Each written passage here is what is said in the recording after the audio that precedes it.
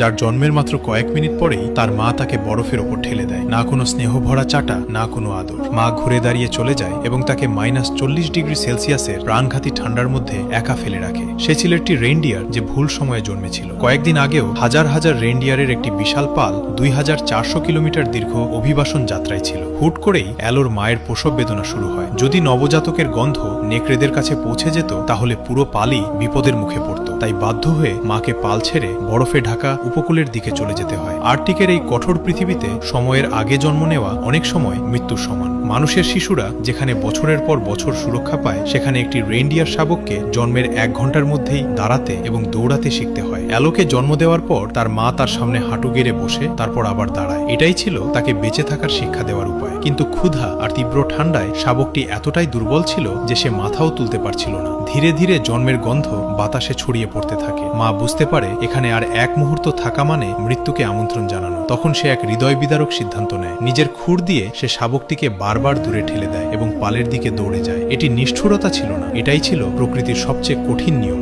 বেঁচে থাকাই জীবনকে এগিয়ে নেওয়ার একমাত্র পথ। এখন ছোট্ট শাবকটি মৃত্যুর মাঝখানে সম্পূর্ণ একা, কিন্তু তার দুর্বল কান্না অন্য কারো দৃষ্টি আকর্ষণ করে। আকাশে চক্কর দিচ্ছিল এক বিশাল সোনালী ঈগল। সে শাবকটিকে সহজ শিকার বলে মনে করেছিল। ডানা মেলে দ্রুত নিচে ঝাঁপিয়ে পড়ে সে। ঠিক তখনই তুষার ঝড় ভেদ করে একটি বজ্রের মতো ছায়া সেখানে এসে পৌঁছায়। সে ছিল অ্যালোর মা। শেষ মুহূর্তে সে ফিরে এসেছিল। ঈগলটি আক্রমণ করার আগেই মা নিজের সন্তানকে শরীর দিয়ে ঢেকে ফেলে। এবার সে তাকে আর দূরে ঠেলে দেয় না। তার উষ্ণ জীবসাপকে শরীরে জমে থাকা বরফ পরিষ্কার করতে থাকে। প্রতিটি স্পর্শে ছিল অনুশোচনা, ভালোবাসা এবং সন্তানকে আবার ফিরে পাওয়ার স্বস্তি। কিছুক্ষণের মধ্যেই শাবকটি জীবনের প্রথম দুধ পান করে। সেই উষ্ণতা তার শরীরে নতুন শক্তি জাগিয়ে তোলে। সেই রাতটি তারা একসাথে বরফের মাটিতে কাটায়। কিন্তু আসল চ্যালেঞ্জ তখনও বাকি ছিল। তাদের নিজেদের পালের কাছে ফিরতে 300 কিলোমিটার পথ অতিক্রম করতে হবে। এটি ছিল সময়ের বিরুদ্ধে এক কঠিন দৌড়। ছোট্ট অ্যালো বারবার পড়ে যায়, ক্লান্ত হয়ে পড়ে, কিন্তু তার মা প্রতিবার তাকে উঠে দাঁড়াতে এবং এগিয়ে যেতে